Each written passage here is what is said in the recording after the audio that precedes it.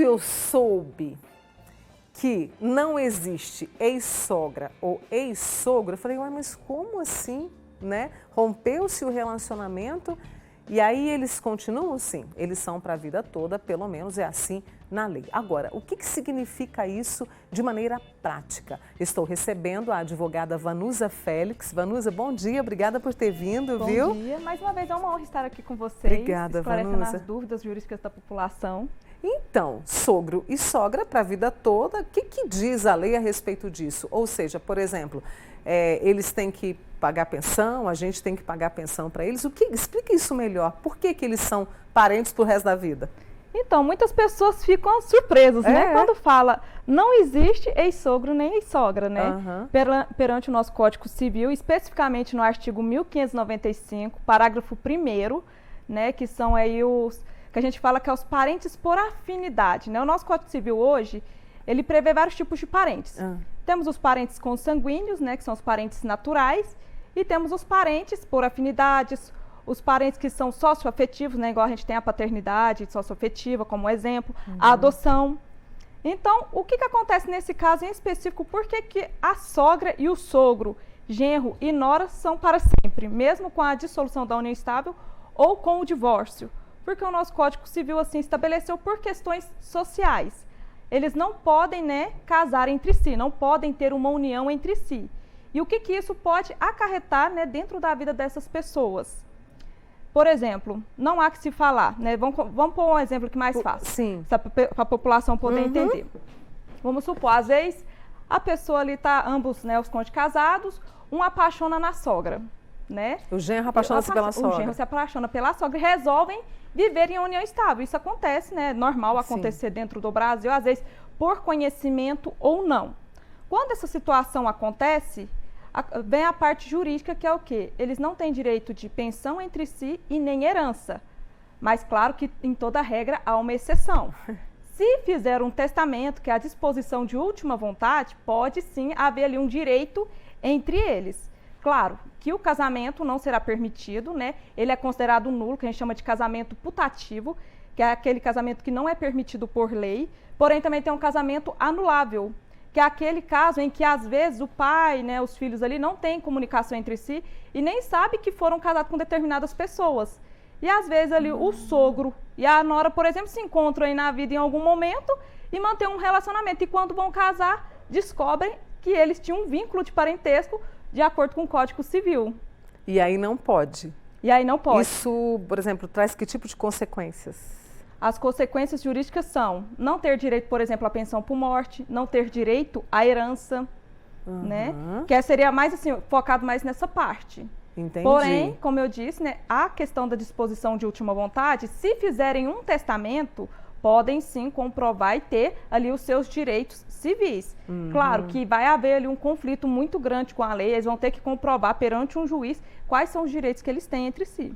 A gente tem uma imagem para mostrar para vocês, né? Tudo isso que a nossa querida Vanusa está trazendo para a gente. Eu gostaria que você me ajudasse a explicar. Ô Igor, tem como a gente ir lá para o plasma para ficar melhor para a gente? Vamos comigo, Vanusa? Você me acompanha? Vem comigo.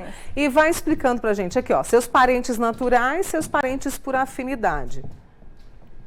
Assim, ó, de acordo com o Código Civil, lá no artigo 1595, parágrafo 1º, esses são os descendentes e os ascendentes, né? Aqui temos a avós dos seus cônjuges, seus sogros, né? Sua enteada, seu enteado. Aí temos um outro detalhe que muitas pessoas não se atentam. Vou dar um exemplo aqui famoso do jogador Hulk, que ele casou com a sobrinha dele. O nosso artigo 1º desse... No artigo 1º, perdão, gente. No artigo 1595, parágrafo 1º, ele fala que o enteado, né? E a enteada não pode, né? Contrair casamento, né? Com o cônjuge também, né? Da sua mãe ou do seu pai. Né? E tem também a questão do cunhado e da cunhada. Porém, lá no parágrafo 2º desse mesmo artigo, ele estabelece os colaterais, ou seja, o cunhado, a cunhada, o sobrinho e a sobrinha podem sim contrair casamento com o cônjuge, seja o pai ou a mãe ali, tio e tia, eles vão poder contrair esse matrimônio. Agora, o sogro e a sogra... O sogro e a nora? o sogro e a nora não podem, a sogra e o genro também não podem contrair em nenhuma hipótese, não poderão. Só se o nosso Código Civil modificar a lei, mas caso contrário isso é impossível. Não há que se falar em contrair matrimônio. Tem muitas pessoas que convivem em união estável, Sim. mas quando vão precisar estabelecer algum direito, não consegue por essa questão. E aí, no caso, a gente tem uma dúvida também, né, mostrando essa questão de parente por afinidade, a questão da pensão alimentícia, porque às vezes separou-se ali, mas o sogro ou a sogra, ou ambos, têm que pagar a pensão, por exemplo, para o neto. Isso existe, não existe? Sim, o que diz a lei? Funciona da seguinte forma, né? Quando os pais têm ali, vamos pegar o pai, por exemplo, Sim. o pai que não é pagador de pensão. Às vezes ele está preso, às vezes ele sumiu no mundo, vamos dizer assim, ou às vezes por falecimento mesmo. Uhum. Então, o sogro e a sogra têm a responsabilidade de pagar a pensão alimentícia. Porém, essa responsabilidade não é integral somente deles. Por parte, né, materna também, os avós paternos, tanto os avós paternos quanto os maternos têm a mesma obrigação. A obrigação passa para os dois. Uhum. Se a mãe, por exemplo, entrar com uma ação contra os avós paternos pedindo a pensão alimentícia, dá o direito deles também entrar com a ação contra os avós maternos para dividir essa responsabilidade. Entendi. Tem aqui chegando pergunta para você, a Raquel. Mônica, quer dizer que os pais, pela lei, né, os sogros, têm direitos reais e eletivos? Será que ela está dizendo aqui em relação, por exemplo, à herança da ex-nora, do ex-genro? Eu não sei se eu entendi correto, Raquel. É os direitos sucessórios. Isso. Não, eles não têm direitos sucessórios. Uhum. Tá? Os direitos sucessórios só passam entre ascendentes, descendentes, né, que seriam os filhos, né? O sogro, vamos supor um exemplo, pelo que eu entendi, ela quer entender se ela chegar a falecer, por exemplo, se a sogra dela vai ter direito. Para a sogra dela ter direito, a herança primeiro ou vai passar para o marido dela, um exemplo, ou vai passar para o filho. Se essa sogra tem a guarda dessa criança, por consequência, ela vai administrar esses bens. Não que ela vai ter esse direito, mas ela vai ter que administrar os bens para poder cuidar dessa criança. Menina, mas diretamente não vai passar. Não vai passar. Isso. Né? E eu sei que é um outro assunto, mas só para a gente fechar, por isso a importância do testamento, né? De você deixar tudo muito claro. Sim, o testamento, que é essa disposição de última vontade, pode ser feita tanto de forma pública quanto particular.